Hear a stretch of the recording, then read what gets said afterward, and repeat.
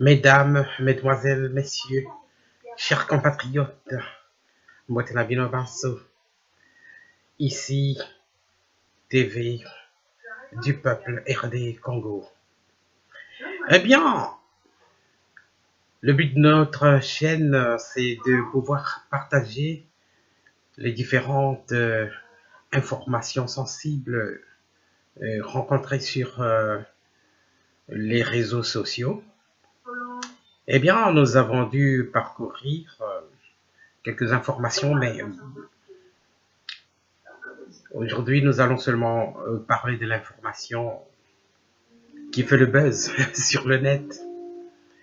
Donc, les deux sondages, les sondages de Bercy et le sondage du GIEC. Donc, les deux sondages mettent en avance Félix Tshisekedi très loin devant. Nous pourrons vous faire lire par notre assistante vocale un texte publié par Jeune Afrique. Et il ressort de cette publication que il sera très difficile pour Corneille Nangaa de pouvoir tricher, même avec les machines, parce que l'écart est énorme. D'après les calculs, même si il ajoutait les 10 millions d'effectifs, Chadari ne gagnera toujours pas s'il y avait élection aujourd'hui. Et d'après les intentions de vote. Il y a également ce qu'il faut souligner, c'est que un député du G7 a annoncé que le candidat commun de l'opposition, c'est Martin Fayoulou. Mais Martin Fayoulou, dans ce sondage, il sort tantôt avec 1%, tantôt avec 5%. Est-ce que l'UDPS va se laisser faire avec ce genre de publication? La donne change. Il n'y a pas de fumée sans feu. Il y a des rumeurs selon lesquelles Félix Tshisekedi ferait alliance avec Vital Kamerhe qui est devenu populaire. Dans ce sondage, on lui donne 17%, même au-dessus même de Chadari qui a 16%. Et quand même, Chadari a fait 16%. Nous ne pensons pas que si c'était Kabila lui-même, que dans ce sondage, Kabila lui-même ferait 2%. C'est du fait peut-être que Chadari est congolais, parce que nous savons tous que bon, le pays est dirigé par une imposture, par des gens qui sont venus de Tanzanie. Eh bien, ce n'est pas là. Notre but, c'est de simplement partager. Eh bien, nous vous laissons écouter la lecture de notre assistant vocal. Merci. Un sondage contesté par le camp Kabila donne Félix Tshisekedi favori. 30 octobre 2018 à 22h37 par Trésor Kivangula. Mis à jour le 31 octobre 2018 à 23h55. Les résultats du nouveau sondage du groupe d'études sur le Congo. GIEC, rendu public ce mardi 30 octobre, place l'opposant Félix Tshisekedi loin devant Emmanuel Ramazani Shadary, dont l'entourage dénonce une volonté de conditionner l'électorat, au point d'influer sur le choix du candidat unique de l'opposition. Est-ce cette fulgurante percée de Félix Tshisekedi qui l'a incité à violer l'embargo? Toujours est-il que c'est un diplomate. Selon nos informations, qui a partagé le contenu du nouveau sondage du groupe d'études sur le Congo, GIEC, à la veille de la date prévue pour sa divulgation mercredi 31 octobre. Dès ce mardi, en effet, ce document de 16 pages circulait déjà sur WhatsApp, obligeant ses auteurs à le rendre public avant l'heure.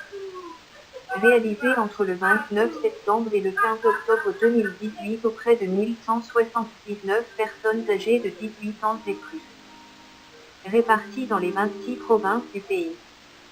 Ce 5e sondage d'opinion publique du GIEC, en association avec le Bureau d'études, de recherche et de consulting international, Bercy s'est penché sur la redistribution des rapports de force politique après la publication de la liste définitive des candidats en lice pour la présidentielle du 23 décembre en RDC.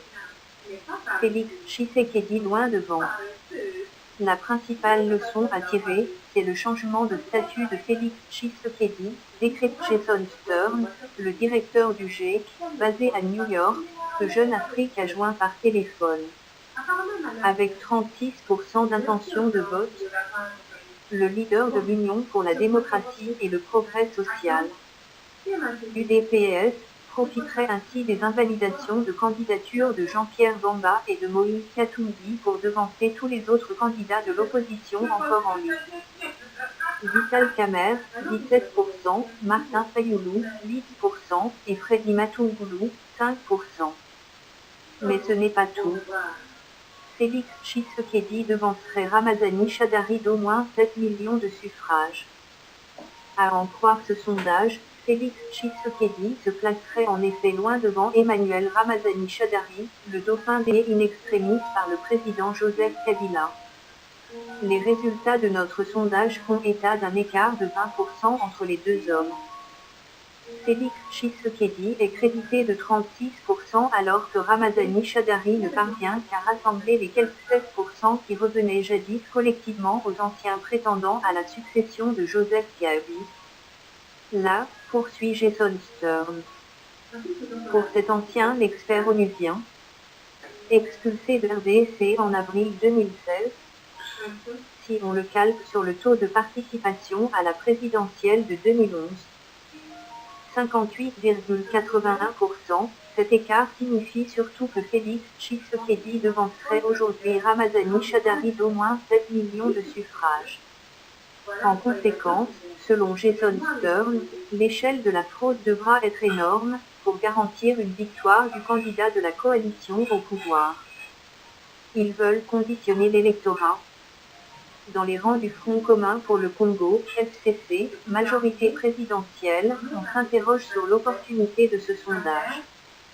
Pourquoi les auteurs de cette prétendue enquête d'opinion n'ont-ils pas tenu compte de l'engouement constaté lors de la présentation de notre candidat? Samedi 27 octobre, au stade Tata Raphaël, à Kinshasa. Lance le professeur Adolphe Loumanou, l'un des stratèges de la Kabylie, très proche d'Emmanuel Ramazani Shadary. Au FCC, nous ne croyons pas à cette mise en scène concoctée depuis l'étranger. Pour celui qui est aussi l'un des vice-présidents du Conseil national de suivi de l'accord de la Saint-Sylvestre, CNSA, ce sondage n'est qu'une façon de préparer l'opinion. Ils veulent conditionner l'électorat, mais ça ne marchera pas. Jure-t-il, revendiquant le contrôle de la situation à plus de 80%. Au sein du FCC, nous sommes sereins et confiants. Nous ne croyons pas du tout à cette mise en scène concoctée depuis l'étranger. Personne n'a aperçu les enquêteurs du GIEC sur le terrain, tacle Adolphe Loumanou. Les répondants ont été recrutés à partir d'une liste de 2000 numéros de téléphone cellulaire obtenus lors du sondage de Bercy/GIEC de 2016, réalisé à leur domicile, à l'échelle nationale, dans plus de 400 sites d'enquête urbains et ruraux. Les interviews ont été téléchargées directement sur un serveur hébergé à distance par le site web ona.io, accessible à tous les partenaires en temps réel, répondront par avance dans le rapport. Adieu candidat unique de l'opposition.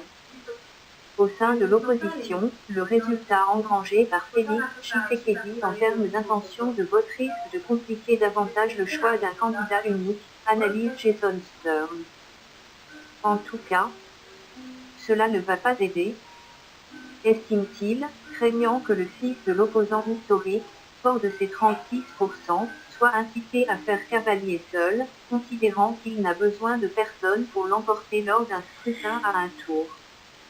Et pourtant, dans l'est du pays, Vital Kamerhe consolide sa position auprès des électeurs du Nord Kivu, du Sud Kivu et de l'ex-province orientale. De son côté, Martin Fayulu fait une percée significative dans l'ancienne province du Bandundu.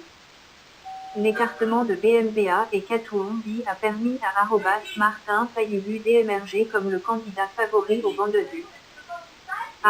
Fachi 13 au Katanga et Équateur, et Vital Cameron a consolidé sa position dans les Kivus et la province orientale. 16h20, 30 informations sur les publicités Twitter et confidentialité. Dans l'entourage de Félix Tshisekedi, les choses sont désormais claires. Ce sondage va permettre à chacun des candidats en lice de se regarder dans le miroir et il nous aidera dans le choix du candidat unique de l'opposition. Soutient Peter Kazadi, directeur de cabinet adjoint du chef de l'UDPS. À ses yeux, les résultats de cette enquête d'opinion de GEC et de Bercy reflètent la réalité sociopolitique du pays. Il démontre que la population considère l'UDPS comme l'alternative. La population verrait ainsi d'un mauvais œil que quelqu'un d'autre que Félix Tshisekedi soit désigné comme candidat unique de l'opposition, car cela risquerait de nous conduire à l'échec. Katuumbi, Kabila, Seni. Ces autres leçons à tirer. Un nouveau sondage est annoncé avant l'échéance fatidique du 23 décembre. Et à ceux qui soupçonnent toujours le partenaire du G, le Bercy, d'être proche de certains opposants dont Olivier Kamitatou, le directeur de cabinet de Moïse Katuumbi. Le GEC estime que ces accusations ne sont pas fondées et que des garde-fous ont été pris pour assurer la transparence et garantir la crédibilité de son enquête, notamment par le recrutement de consultants indépendants qui publiaient leurs résultats directement dans le cloud. Une autre société de sondage indépendante sera à l'avenir associée à cette démarche pour écarter toute suspicion, promet Jason Stern. Dernier enseignement du sondage. Moïse Katuumbi, exclu du scrutin, resterait, d'après les estimations publiées ce mardi, le politique le plus populaire en RDC, 82%, alors que la cote de Joseph Kabila ne ferait que chuter.